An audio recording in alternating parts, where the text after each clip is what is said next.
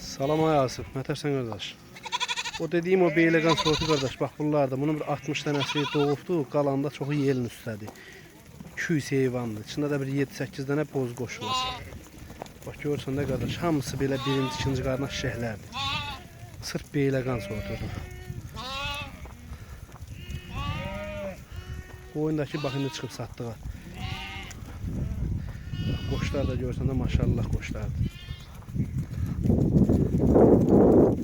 Veysəliyyətdə birinci, ikinci qardaş.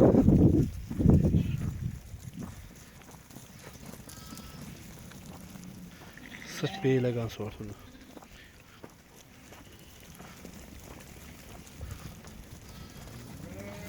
Ay maşallah.